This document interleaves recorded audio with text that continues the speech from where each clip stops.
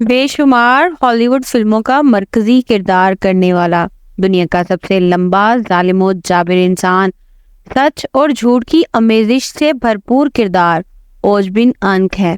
پہلے تو ہم اوج بن انک کے کردار کی بات کریں گے اور پھر ویڈیو کے آخر میں یہ بتائیں گے کہ مختلف تاریخ دان اوج بن انک کے کردار کو سچا مانتے ہیں یا جھوٹا۔ قرآن پاک میں اوج بن انک کا ذکر کیوں موجود نہیں؟ تاریخ دان لکھتے ہیں کہ اوج بن انک کا تعلق قوم عمالقہ سے تھا، ایسی قوم جو اپنی صفاقی اور بربریت کی وجہ سے مشہور گزری ہے۔ اس قوم کو باقی قوموں پر ایک یہ بھی برتری حاصل تھی کہ ان کے قد اس وقت کے لوگوں میں سب سے زیادہ تھے اور چہروں سے وحشت ٹپکتی تھی۔ مفسرین لکھتے ہیں کہ قوم عمالقہ کا ایک مرد دوسری قوموں کے 100 مردوں کے برابر ہوا کرتا تھا۔ قوم عمالقہ نے ایسی دہشت پھیلا رکھی تھی کہ جب بھی وہ کسی سلطنت پر حملہ کرتے تو مخالفین جلد ہی ہتھیار ڈال دیتے۔ اوج بن انک بھی اسی قوم کے سرداروں میں سے تھا، جس کو دنیا کا سب سے لمبا انسان مانا جاتا ہے۔ وہ شخص اپنی جسمانی قد و قامت اور طاقت میں پوری سرزمین میں منفرد تھا۔ مشہور ہے کہ یہ شخص اتنا لمبا اور دیو قامت تھا کہ وہ سمندر میں چلتا تو ڈوب نہ سکتا تھا۔ اونچے اونچے درخت اور پہاڑ اس کے سامنے چھوٹے معلوم ہوتے۔ اس کی لمبائی اور قد اتنا زیادہ تھا کہ دوسرے لوگ اس کے سامنے کیڑے مکوڑے کی مانند دکھتے۔ ایک روایت کے مطابق حضرت آدم کے سرکش بیٹے قابیل کی نسل سے انک نامی نوجوان کی بیوی شمریزہ سے جنوں کے دیوتا پال کو پیار ہو گیا، جس سے ہم بستری کے سبب ایک عجیب الخلقت بیٹا پیدا ہوا جس کا نام اوج رکھا گیا۔ اس بچے کا قد بہت جلد بڑھا، جس کی وجہ سے کوئی لڑکی اس سے شادی کو تیار نہ تھی۔ اسی بنا پر جنسی درندہ بھی بن گیا۔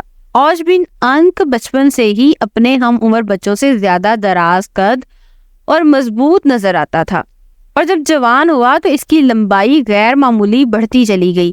روایتوں کے مطابق اس کا قد 80 ہاتھ تھا۔ عام خیال پایا جاتا ہے کہ حضرت نوح علیہ السلام کے زمانے میں اوج بن انک موجود تھا۔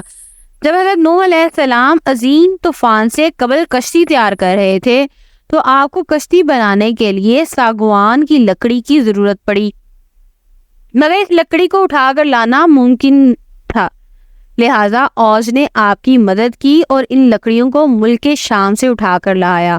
لہٰذا اللہ نے اس عمل سے خوش ہو کر اسے غرق ہونے سے نجات دی، حالانکہ وہ حضرت نوح پر ایمان نہ لایا تھا۔ ایک روایت تو ایسی ملتی ہے کہ جسے انسانی عقل مان ہی نہیں سکتی، وہ یہ ہے کہ اوج بن انک اتنا دراز قد تھا کہ سمندر سے مچھلی پکڑ کر وہ آسمان میں ہاتھ بلند کرتا، جسے سورج کی تپش سے وہ پکتی اور اسے کھایا کرتا تھا۔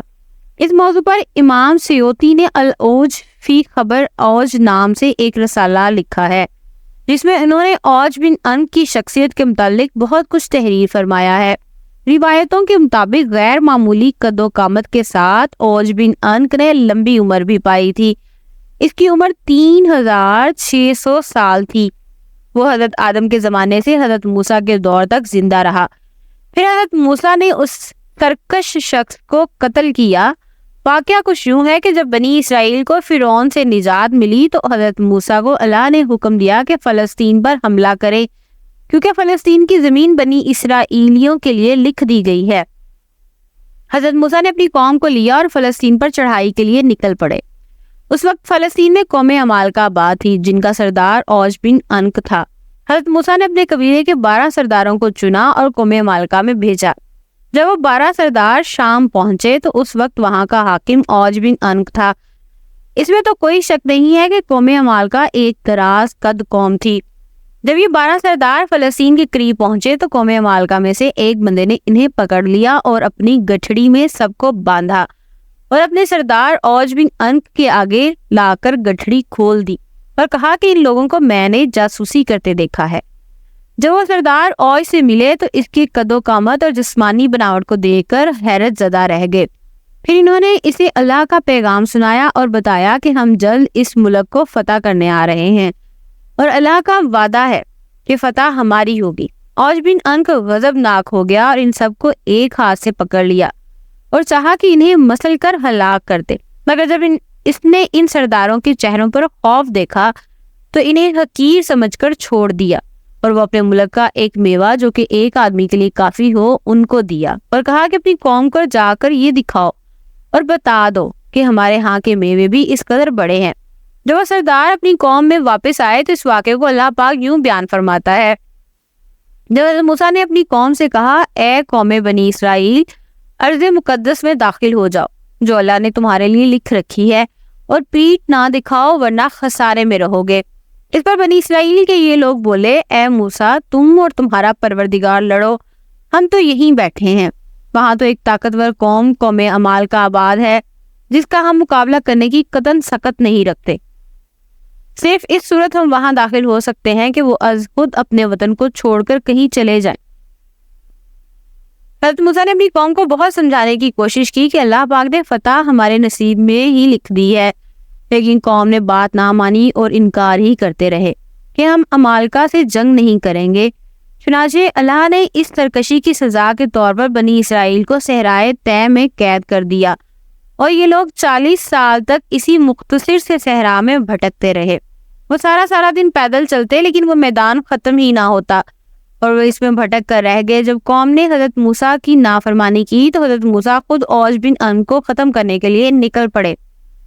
اوج بن انق ان کو دیکھ کر کہنے لگا کہ تم ہی ہو جس نے فرعون کو پانی میں غرق کیا، لیکن پانی تو میری کمر سے اوپر نہیں آ سکتا۔ یہ کہہ کر اس نے حضرت موسیٰ پر حملہ کیا، جس سے آپ محفوظ رہے، اور آپ نے جوابی حملہ کیا اور اس کے ٹخنوں پر اپنا عصا مبارک مارا، جس کی ضرب کی تاب نہ لاتے ہوئے وہ زمین بوس ہو گیا۔ کہتے ہیں کہ 40 سال تک اوج کی لاش وہیں پر سڑتی رہی۔ اس کے بعد اس کی ریڑھ کی ہڈی کو دریا پر ڈال کر اس کے کئی سال تک پل کا کام لیا جاتا رہا۔